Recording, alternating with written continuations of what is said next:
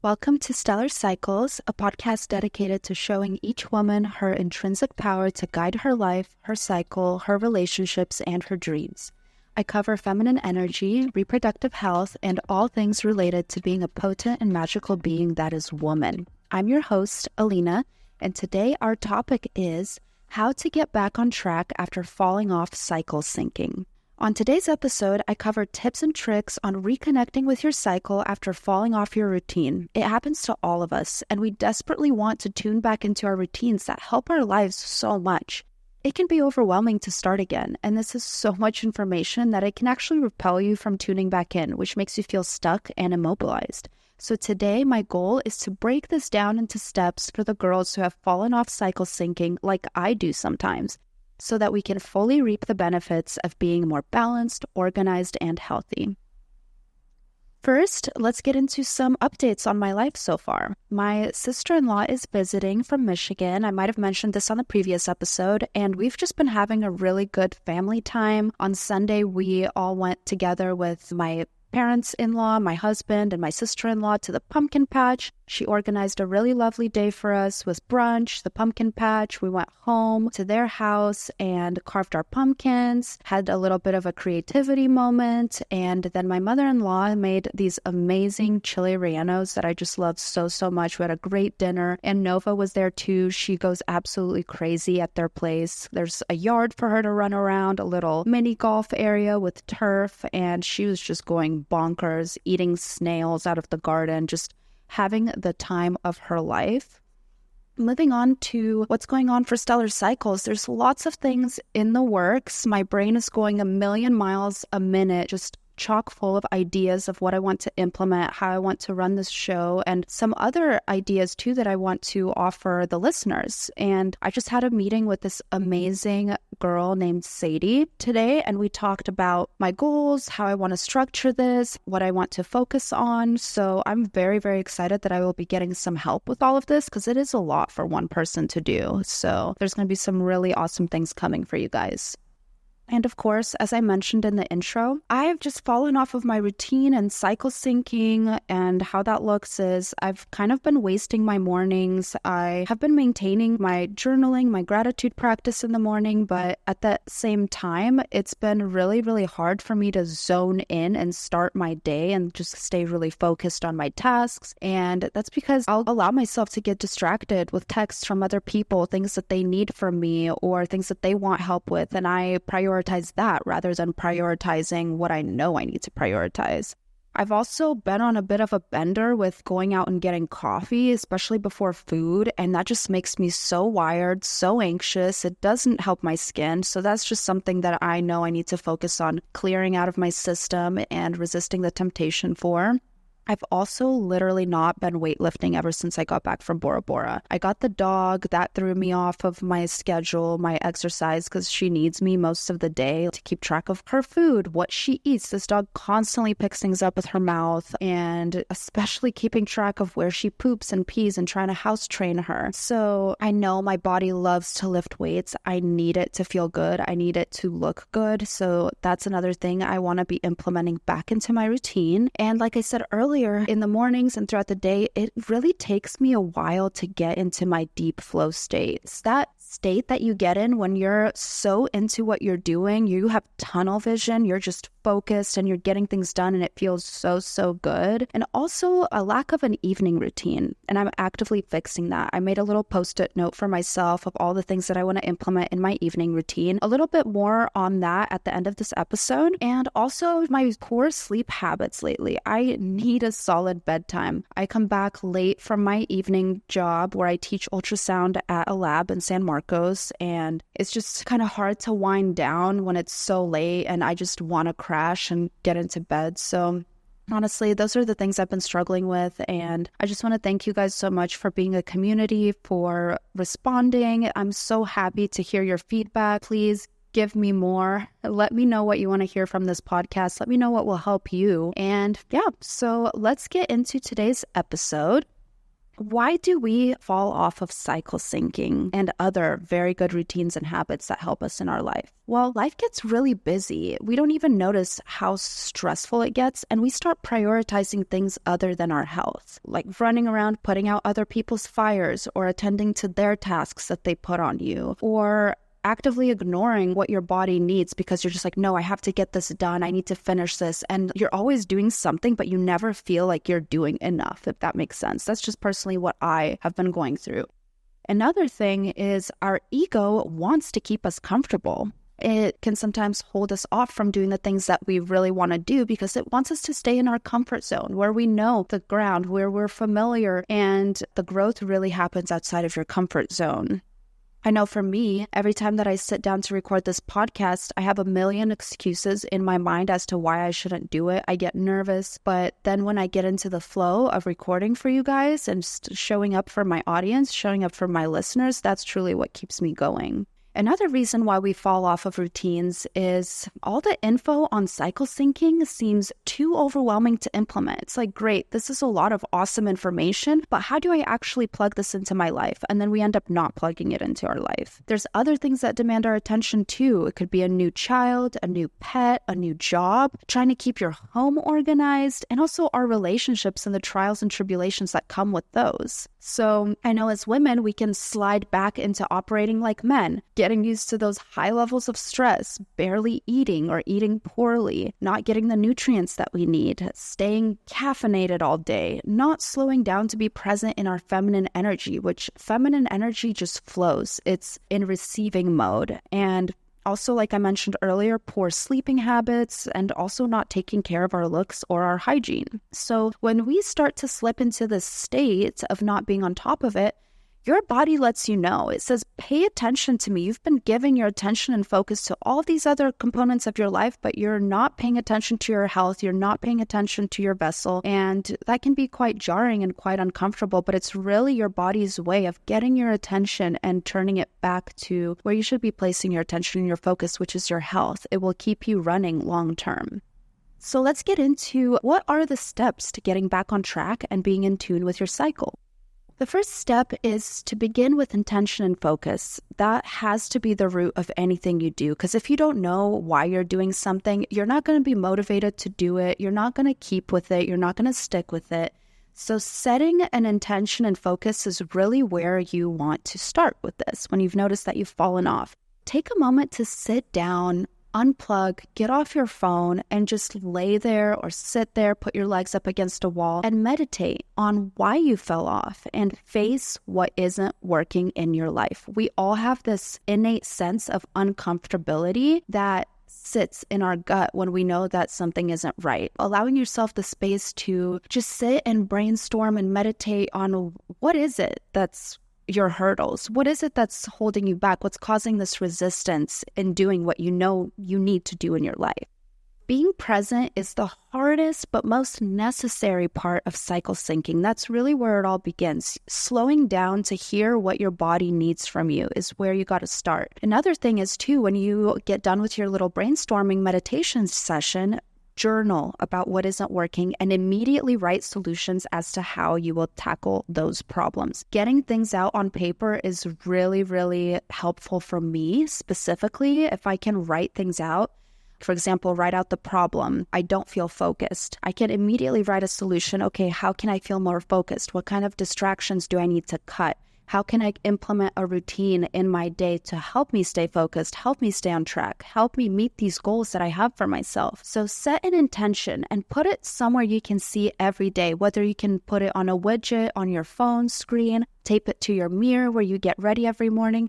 Remind yourself every single day, put your eyes on it and just see, what am I doing this for?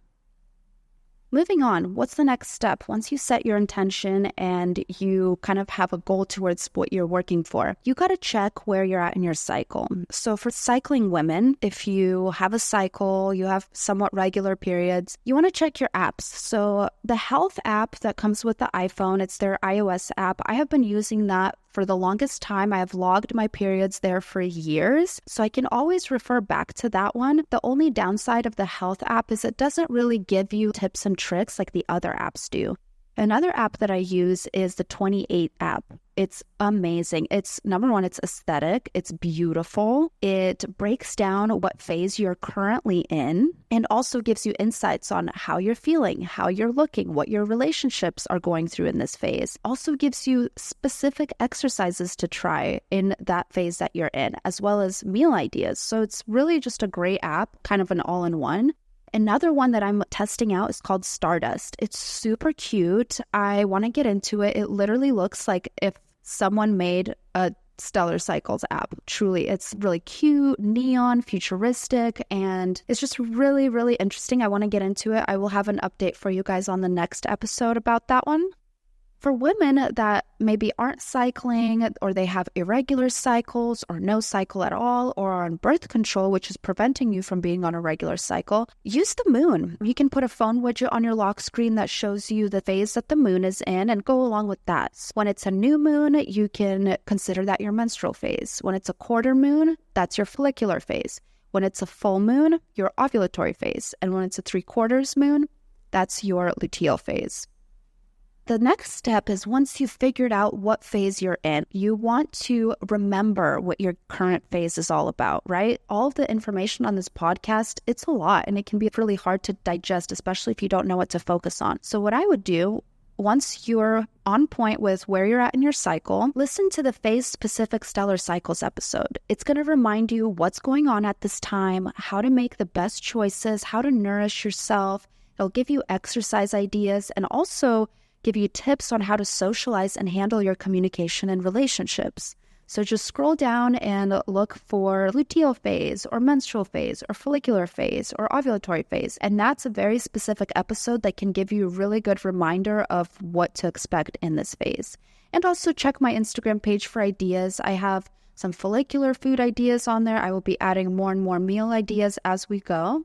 The next step, step 4, is a super important step. You want to figure out how to fuel your phase, because if you're not fueling your body properly, then everything becomes more difficult. Exercising becomes more difficult. Staying focused becomes more difficult. Even just having to take time out of your day to figure out what you're going to eat, leaving your home to go and get food that's made for you is also very time consuming, even though it seems like it's easy in the moment, but it also steals so much more of your time than just having something ready at home and knowing what you're going to eat. So go ahead and grab the Stellar Cycles grocery guide for free in my bio. I have everything written out for you for when you go to the grocery store, whether you're in your follicular phase, ovulatory, luteal, or menstrual phase. So that way you can have it ready and pick the foods that you like. You don't have to implement all of them all at once, but just pick things that are easy to start off with. Check the specific phase you're in and the foods that support those hormonal processes. That's all in my grocery guide. Another thing that you can do is check what you already have at home before going crazy at the grocery store. An example from me is I knew I was in my follicular phase and I didn't want to go and buy a whole new thing of groceries when I already had some at home. So I took a look and I saw that I had some kale, I had some mushrooms, I had some eggs that I didn't use, and I am terrible. I literally go to Starbucks every day and get their egg bites. So I was like, let me make these at home. So I whipped them up. They're super easy to make. I found the recipe on TikTok and I made them and they just sit in my fridge and I grab them in the morning when I'm hungry. And it's just so much easier than going on a 20-minute trek just to get them from Starbucks and paying like $5 every time. That's just an example how you can see how you can incorporate the foods that you already have at home into your phase-specific meal plan. And remember, keep it simple, sis. You don't have to overwhelm yourself or make it harder than it needs to be. After that, you can go to a farmer's market if you have one accessible to you, or a grocery store that you trust to get fresh produce needed for your specific phase. If you have the time, plan for several phases ahead so that you can save time and brain energy, something I'm trying to get good at too. Step 5 is all about how you're going to organize your time. A lot of us have this excuse, but I don't have the time to do that. I don't have time to meal plan. I don't have time to exercise. I don't have time to cycle sync or implement all of these things. We all have time in our day, and it's the only thing that truly belongs to us from the moment we're born until we are no more. We really have to spend time wisely because just like a bank account, if you have a lot of money in there, you're going to spend it. Same thing with time.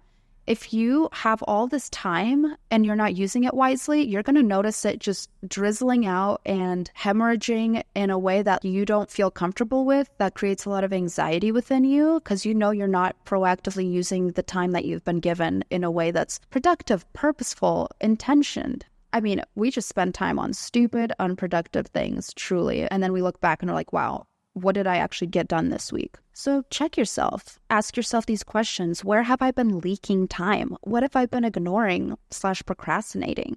How can I be more organized with the tasks and routines in my life? I know for some people, time blocking on a calendar can really help them. So for some people, like they actually have to schedule their workouts, even though they're not meeting with a trainer and they're not going to a scheduled class, a fitness class.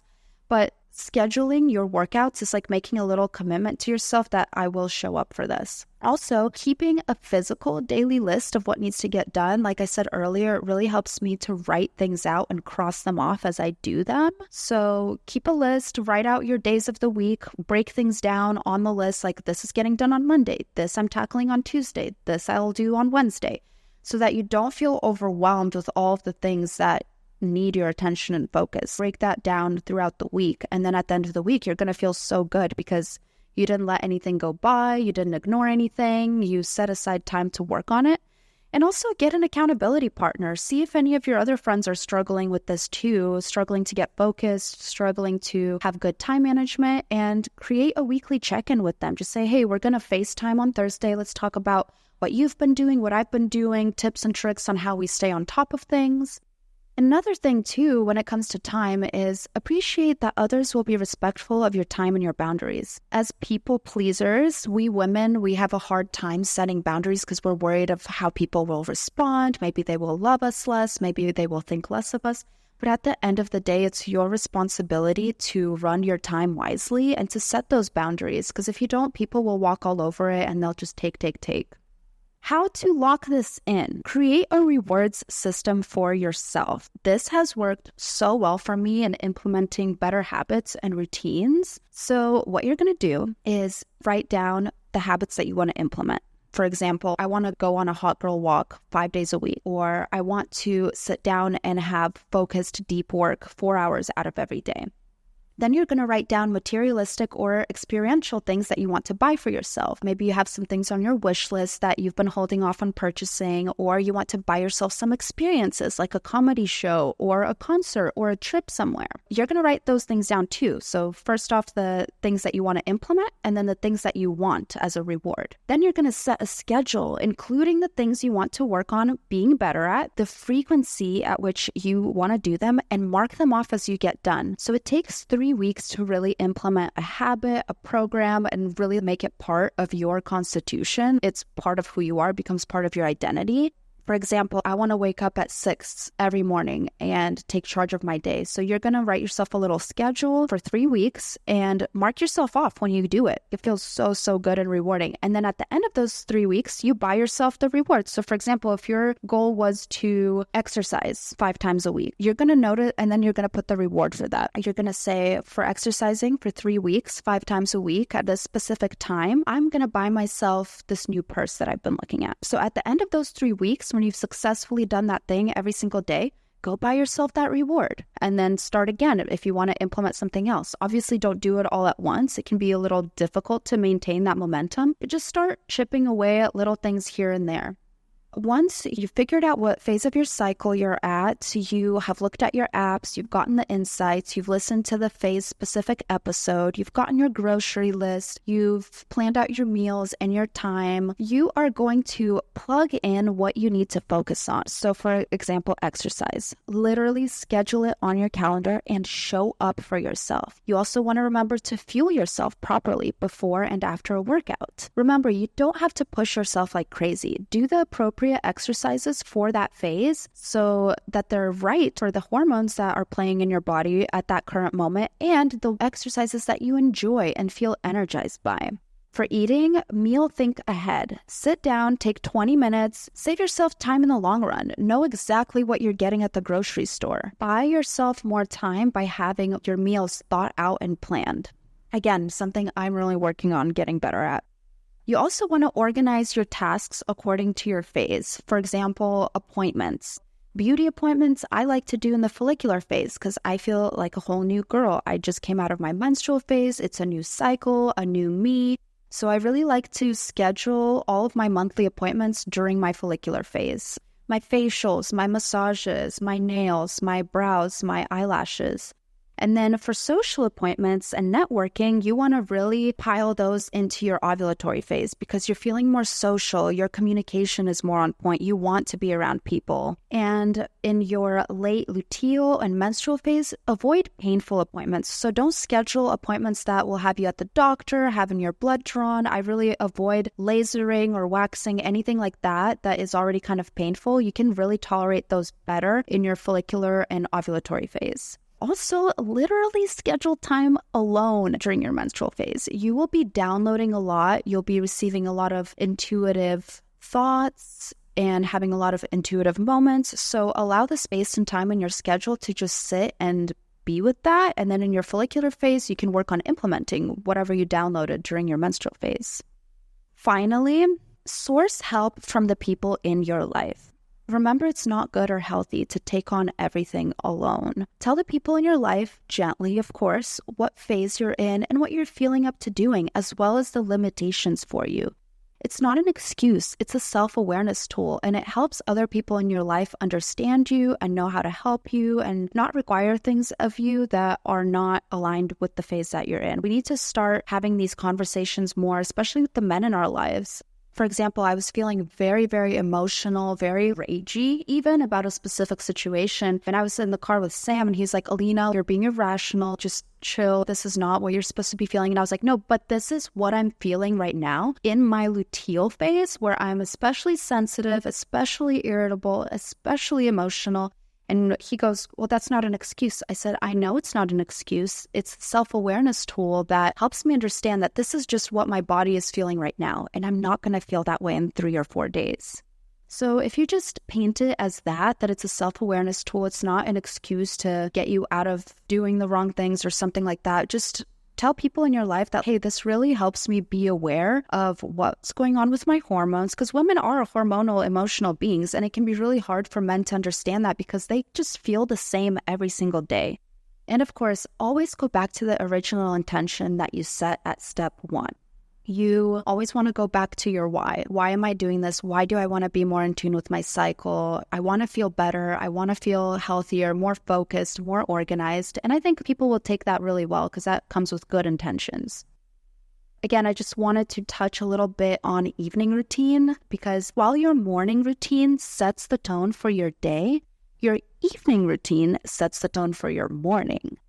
Figure out a way that you can slow down from your day. You know, we go through so many different things in our days, stresses, hurdles, problems that we're constantly trying to solve. And our brain needs time to slow down from that and get ready for sleep, get ready for rest. Another thing that can really help to brain dump at the end of your day is to write out what happened in your day. It can just be a small recap. For example, I have this planner that's broken down into days, and there's a very small section for each day. And I actually don't use it as a planner. I use it more as like a diary of at the end of the day, I'll sit down and I'll write out what I did that day because otherwise I just forget what my days consist of.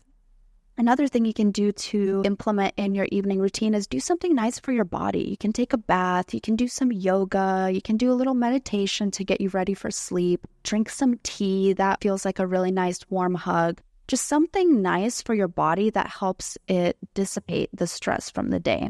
You can also take magnesium and drink tart cherry juice for the best sleep. Cherry juice has some natural magnesium in it, but if you take the Bioptimizer's magnesium that I talked about in earlier episodes, it has 7 or 8 different forms of magnesium that your body and brain need to operate. It can really help you sleep better. And go to bed falling asleep, visualizing your success for tomorrow. Already claim that tomorrow is going to be a great day. You're going to wake up feeling energized and ready to take on whatever it is that you need to do. To conclude, we all fall off our routines, but innately we know that we want to get back on track and use our routines and habits to get us to be our best selves. It's possible, trust me, but it requires intention, attention, and focus. So let's all work on this together and support each other. That's it for this episode, you guys. Don't forget to follow us on IG at Stellar Cycles Pod. Go ahead and download the free grocery guide that I have for you based on the phase you're at in your cycle. I would also love to ask you guys to leave a 5-star rating if you enjoy this podcast, and if you're feeling extra generous, I love to read the reviews you girls leave for me.